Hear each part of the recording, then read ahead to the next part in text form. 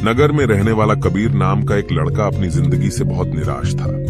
उसकी निराशा का कारण यह था कि वह अब तक कुछ भी नहीं कर रहा था। उसके माँ बाप उसे ताने मारते कि तेरे सारे मित्र कुछ ना कुछ कर रहे हैं, लेकिन तू अभी भी घर में ही बैठा हुआ है। मित्रों के बीच भी अक्सर उसका मजाक ही बनता। वह कहीं जाता तो लोग उससे पूछते कि क्या कर रहे हो। उसे यह बताने में बड़ी शर्म आती कि अभी वह कुछ भी नहीं कर रहा। धीरे धीरे उसने रिश्तेदारों के यहाँ जाना और लोगों से मिलना जुलना कम कर दिया। वह ज्यादातर समय अपने घर में ही बैठा रहता। वो अकेले में रोता, भगवान को कोसता और अपनी किस्मत को दोष देता। अब उसे अपनी जिंदगी बोझ लगने लगी थी। कभी कभी वह सोचता कि जब वे कुछ करने के लायक ही नहीं है तो फिर उसके जिंदा रहने का भी क्या फायदा। उसे तो मर जाना चाहिए। एक दिन वे अपने नगर की एक सड़क से गुजर रहा था। तभी उसने देखा कि एक गुरु दुख के ऊपर प्रवचन दे रहे हैं। वह भी वहीं भीड़ में पीछे बैठ गया और गुरु के प्रवचन सुनने लगा। गुरु बोल रहे थे कि दुख एक गुरु की भांति होता है जो हमें जीवन की सच्चाई दिखाता है और हमें सही से जीवन जीने का तरीका सिखाता है।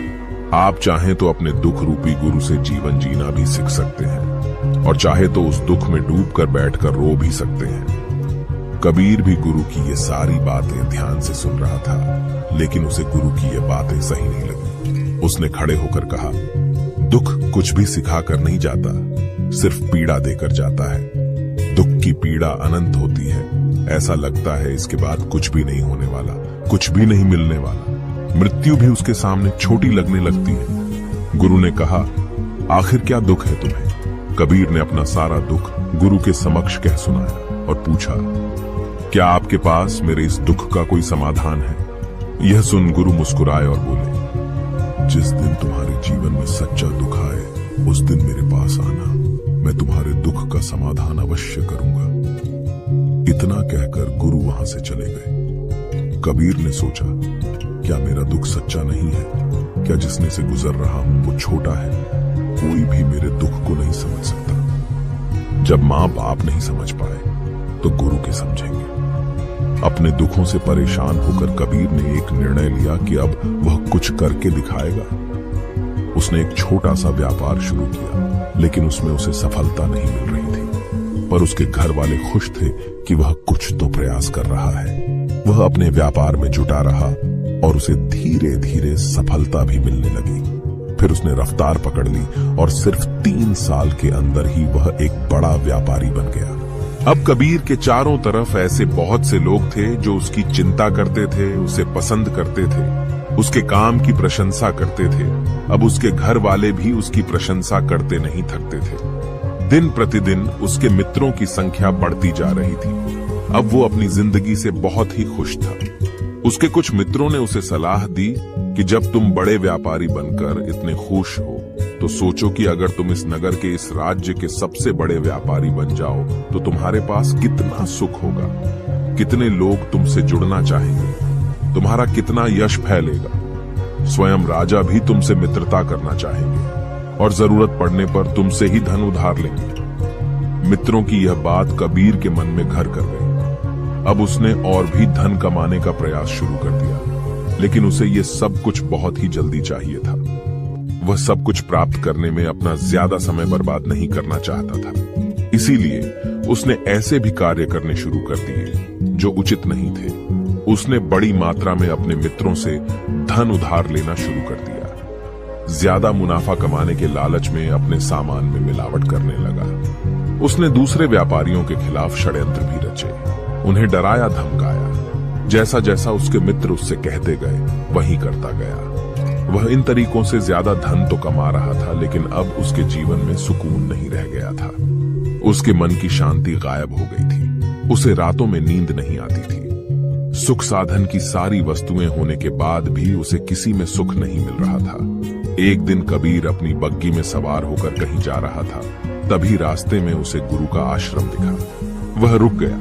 वह गुरु के पास जाकर बोला, गुरुदेव, आपने कहा था कि जब तुम्हारे जीवन में सच्चा दुख आए तब मेरे पास आना। अब मैं बहुत दुखी हूं। मेरे रातों की नींद गायब हो गई है। मुझे कहीं सुकून नहीं मिल रहा। इस तरीके से कबीर ने अपनी सारी समस्या गुरु के सामने कह सुनाई। गुरु ने कहा, जब तुम मुझसे पहली बार मिले थे तब भी तुम किसी दुख में थे। तुमने उस दुख से क्या सीखा? कबीर नहीं कहा, मैंने सीखा कि सिर्फ सोचने और चिंता करने से कुछ नहीं होता। अपनी सोच को सच करने के लिए कर्म करना पड़ता है, और सिर्फ कर्म करने से भी कुछ नहीं होता। अपने कर्म को अंतिम पड़ाव तक ले जाना भी आवश्यक होता है। चाहे रास्ते में कितनी मुश्किलें आईं, मन कितना ही निराश हो, कितना ही लगे कि अब आगे कुछ भी नहीं होने वाला, तब भी यह मानकर चलो कि मैं जो भी कर रहा हूं उसमें सफल अवश्य होगा।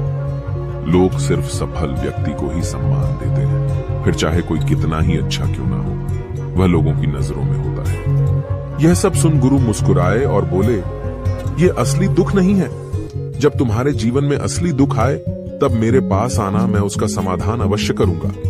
कबीर नहीं जाते समय गुरु को सोने के सिक्कों से भरा घड़ा भेंट किया। खड़ा देखकर गुरु ने कहा, यह मेरे किसी काम का नहीं, इसे उस पेड़ के नीचे गड्ढा खोदकर दफना दो। कबीर ने गुरु के कहे अनुसार घड़े को पेड़ के नीचे दफना दिया और वहां से चला गया। कुछ दिनों तक तो व्यापार अच्छी तरक्की कर रहा था, लेकिन गलत व्यापार की वजह से ही धीरे धीरे उसे व्यापार में घाटा होने लगा।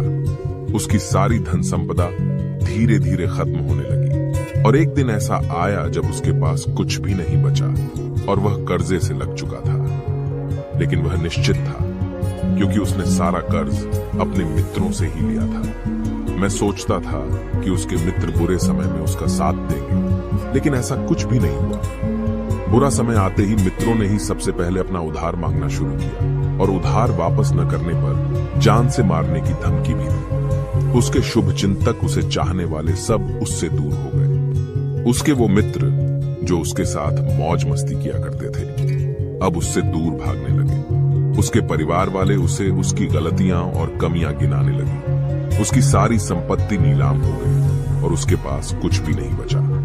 उसने अपने पिता से सहायता मांगी, तो पिता ने कहा, मेरे पास ये थोड़ी सी ही संपत्ति है, अगर मैं यह भी तुम्हें दे दूंगा तो तुम्हारी मां को कहां रखूंगा? इस संपत्ति हमारा आखिरी सहारा है। कबीर के भीतर बहुत गहरा दुख। उसके आसपास ऐसा कोई भी नहीं था जो उसके दुख को समझ सके, उसे संभाल सके। लोगों से मिले इस धोखे और विश्वासघात की वजह से वह अंदर तक टूट गया। उसे लगने लगा, अब जीने का क्या मतलब? अब तो मृत्यु हुई एकमात्र सहारा है, वो है आत्महत्या करने। एक भारी की तरफ जा रहा था कि तभी उसे याद आया, गुरु ने कहा था, जब तुम्हारे जीवन में असली दुख आए तब मेरे पास आना। कबीर गुरु के पास गया और अपना सारा दुख के सुनाया। वहीं आंखों में आंसू भरकर बोला, मेरे इस दुख का समाधान कीजिए। गुरुदेव गुरु ने कहा, जब तुम्हारे जीवन में असली दुख आए तब मेरे पास आना, मैं उसका समाधान अवश्य करूंगा। कबीर ने कहा, क्या अभी जो मेरे जीवन में घट रहा है वो दुख नहीं है? आखिर असली दुख होता क्या है? गुरुदेव गुरु ने कहा, सबसे पहले तुम ये बताओ कि तुमने अपने इस दुख से क्या सीखा? कबीर नहीं कहा, मैंने सीखा कि जो लोग हमारी सफलता, हमारी तरक्की की वजह से हमारे जीवन में आए हैं, वो हमें धोखा अवश्य देंगे, क्योंकि वह बुरे समय में हमारे साथ खड़े नहीं होंगे। वह केवल अच्छे समय में हमारा फायदा उठाएंगे और बुरे समय में छोड़कर चले जाएंगे।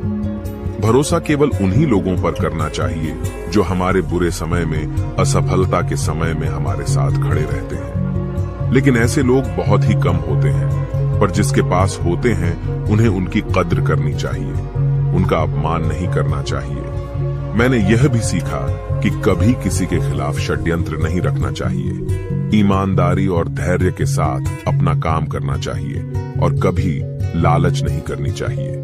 अपना सारा दुख और अनुभव बताने के बाद कबीर आंखों में आंसू भरकर गुरु के सामने बैठा रहा। थोड़ी देर बाद गुरु उठे और उस पेड़ के नीचे गड्ढा खोदकर वह घड़ा बाहर निकाला जो सोने के सिक्कों से भरा हुआ था, और उसे कबीर को दे दिया और कहा, जब तुम्हारे जीवन में असली दुख आए तब मेरे पास आना। कबीर ने गुरु को धन्यवाद दिया और उन्हें प्रणाम कर वहां से चला गया। उसने उस ढंग से एक छोटा व्यापार शुरू किया। अब वह एक छोटा व्यापारी बनकर भी खुश था। उसने पूरी लगन और ईमानदारी से व्यापार किया। देखते ही देखते वह अपने नगर का फिर एक बड़ा व्यापारी बन गया। उसका जीवन खुशियों और सुविधाओं से भर गया। लेकिन कोई कितना भी अच्छा हो, कितना भी अच्छा काम करें, दान करें, पुण्य करें, लोगों की मदद करें, लेकिन जीवन में दुख तो आता ही है। तो कबीर के जीवन में भी दुख आया। उसके माता पिता की मृत्यु के रूप में वो दोनों एक ही दिन मृत्यु को प्राप्त हो गए। कबीर अपने माता पिता से बहुत प्रेम करता था, इसलिए उसे उनकी मृत्यु से बहुत गहरा आघात पहुंचा। वह उन दोनों के पार्थिव शरीर को शमशान घाट ले गया, जहां उनकी अंतिम क्रिया की गई। वहां उसने अपने माता पिता के शरीर को जलते हुए देखा तो उसका मन बेचैन हो गया। उसके अंदर बहुत से प्रश्न उठने लगे हैं। घर वापस आया तो उसने अपने माता पिता के घर और संपत्ति को देखा, जिसके लिए उसके पिता हमेशा लड़ते रहते थे। आज वह लावारिस पड़ी है। आज उसकी देखरेख करने वाले, उसके लिए लड़ने वाले इस दुनिया से चले गए। उसके पिता ने जो भी कमाया था, जो भी बनाया था, वो सब यहीं रह गया था। 1 दिन पहले तक किसी से भी अपनी संपत्ति के लिए लड़ जाने वाले उसके पिता आज खुद इस दुनिया से अलविदा हो गए थे। उसका मन इसी तरह के अनेक विचारों के भंवर में फंसा हुआ था। उसे अंदर से अकेलापन और डर महसूस हो रहा था। उसे कुछ खालीपन सा महसूस हो रहा था। उसे लग रहा था कुछ तो है जिससे वो समझ नहीं पा रहा। इसीलिए वो गुरु के पास गया। उसे देखते हुए गुरु ने कहा, क्या जीवन में कोई दुख है? कबीर नहीं कहा, वैसे तो जीवन में कोई दुख नहीं है गुरुदेव, सब सुख है, सब अच्छा चल रहा है, लेकिन आज मेरे माता पिता की मृत्यु हो गई। इस घटना से मेरा मन बहुत दुखी और बेचैन है। गुरु ने कहा, इसमें दुखी होने वाली कौन सी बात है? 1 दिन तो सभी के प्रियजनों को मरना ही है। हमेशा जीवित ना तो कोई रहा है और ना ही कोई रहेगा। एक दिन तो तुम्हें भी मरना ही है। हो सकता है कल ही मर जाओ या आज भी मर सकते हो। कबीर ने कहा, ये आप क्या कह रहे हैं? गुरुदेव की मैं भी मर जाऊंगा, पर मैं तो अभी जवान हूं। गुरु ने कहा, इस भ्रम में तो सभी जी रहे हैं कि मृत्यु दूसरों को आती है, बूढ़ों को आती है, लेकिन बूढ़ों के सामने ही जवान मर जाते हैं, बच्चे मर जाते हैं। मृत्यु का किसी की उम्र से कोई संबंध नहीं है, तो सबको अपना बना लेती है। गुरु की यह बातें कबीर के मन में घर कर गई और वह चुपचाप वहां से चला गया। लेकिन उसका मन अभी बेचैन था, अब भी था। वह कुछ खालीपन सा महसूस कर रहा था। वह पूरे दिन अपने बारे में सोचता रहता कि वह कौन है, इस दुनिया में क्यों आया है। क्या सिर्फ चीजों का उपयोग करना और मरना ही जीवन का लक्ष्य है? ऐसे ही बहुत से प्रश्न उसके मन में लगातार उठ रहे थे, लेकिन उसे अपने किसी भी प्रश्न का उत्तर नहीं मिल पा रहा था और उसका दुख दिन प्रतिदिन बढ़ता जा रहा था। इसीलिए कुछ दिनों बाद वह फिर गुरु के पास पहुंचा और बोला, गुरुदेव, मैं बहुत दुखी हूं, क्योंकि मैं यह नहीं जान पा रहा हूं कि मैं कौन हूं और इस दुनिया में क्यों आया हूं। यह सुन गुरु मुस्कुराए और बोले, आज पहली बार तुम्हारे जीवन में सच्चा दुख पैदा हुआ है। वास्तव में यही है जो दुख कहलाने के लायक है कि हमें पता नहीं कि हम कौन हैं, क्यों आए हैं, क्या करना है, कैसे करना है। कबीर नहीं कहा, गुरुदेव, मेरे इस दुख का समाधान कीजिए। गुरु ने कहा, हम सभी इंसान जीवन भर का इकट्ठा करते रहते हैं। कबीर नहीं कहा, हम सभी इंसान जीवन भर धन, संपत्ति, मान, सम्मान, परिवार, मित्र, शत्रु, पद, प्रतिष्ठा इत्यादि इकट्ठा करते रहते हैं। गुरु ने कहा, क्या इन इकट्ठा की हुई सभी चीजों में से एक भी चीज को अपने साथ ले जा सकते हैं? कबीर ने कहा, नहीं गुरुदेव, इनमें से कुछ भी साथ नहीं जाता।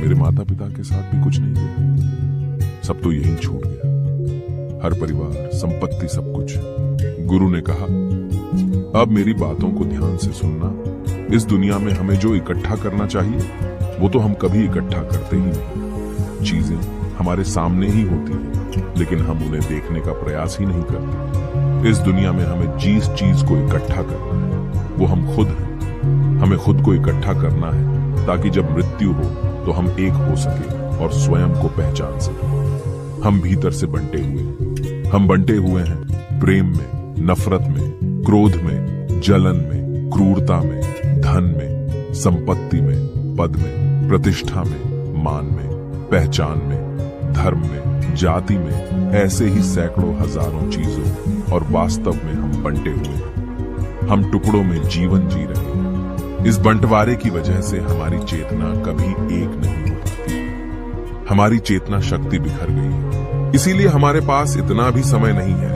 इतनी भी ऊर्जा नहीं है कि हम मुड़कर एक बार अपने भीतर देख सकें। वास्तव में जिस धन की कमी, सुविधाओं की कमी, मान सम्मान की कमी को लोग दुख समझते हैं और जीवन भर उसे दुख बोलकर रोते रहते हैं और उनका समाधान खोजने का प्रयास करते रहते हैं, उन्हें उसका समाधान कभी मिलेगा ही नहीं। क्योंकि जिन्हें लोग दुख कहते हैं वो असली दुख है ही नहीं, वो तो सिर्फ इंसान की चाहत है, उसकी इच्छा है जिसकी पूर्ति कभी नहीं की जा सकती। इसीलिए यहाँ व्यक्ति को ऐसे दुखों का कभी समाधान मिला ही नहीं।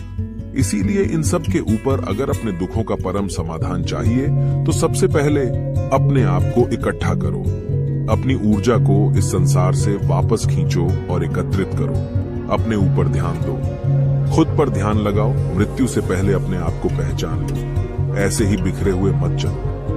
कबीर नहीं कहा तो क्या गुरुदेव हमें ये संसार छोड़ देना चाहिए, अपनी सभी इच्छाओं को मार देना चाहिए, किसी से प्रेम नहीं करना चाहिए, धन संपत्ति नहीं इकट्ठा करनी चाहिए, मान सम्मान की आशा छोड़ देनी चाहिए। गुरु ने कहा, एक बिखरे हुए मनुष्य के अंदर से कामनाएं, इच्छाएं और वासनाएं ऐसे ही निकलती हैं जैसे पहाड़ से कोई पत्थर गिर रहा हो जिस पर पहाड़ का कोई नियंत्रण नहीं है। सिवाय देखने, परेशान होने और कुछ खोने के इसी प्रकार एक बिखरे हुए मनुष्य की इच्छाएं अनियंत्रित और दुखदायी होती हैं। उसका अनियंत्रित मन कुछ भी इच्छाएं और कल्पनाएं करता रहता है और दुखी होता रहता है। लेकिन जब व्यक्ति एकत्रित हो जाता है तो वह जो भी करता है सब उसके नियंत्रण में रहता है, तभी इच्छाएं भी उसकी इच्छा से निकलती हैं। कबीर ने कहा, गुरुदेव आपने मेरे सच्चे दुख का समाधान कर दिया, आपका बहुत बहुत धन्यवाद। आपसे मैं खुद को एकत्रित करने का प्रयास करूंगा। गुरु ने कहा, मानव शरीर में बहुत ऊर्जा है, बहुत शक्ति है, पर यह बेकार के कामों में बाज कर रह गई है, चीजों में लगी रहती है। ये ऐसा ही है जैसे कि एक अत्यंत शक्तिशाली मशीन किसी बच्चे के हाथों में दे दी गई हो और वह बिना सोचे समझे, बिना किसी नियंत्रण और जानकारी के बस इसकी शक्ति को कहीं भी बर्बाद कर रहा हो। इसीलिए अपनी चेतना की शक्ति पर ध्यान दो और इसे एकत्रित करो। कबीर को अपने प्रश्नों का उत्तर मिल चुका था। उसने गुरु को धन्यवाद किया और चुपचाप वहां से चला गया। दोस्तों, उम्मीद है कि आपको यह कहानी पसंद आई होगी। यदि आप ऐसी और मजेदार कहानियों और संदेशों को और सुनना चाहते हैं तो हमें सब्सक्राइब करें। नमो बुद्धाय।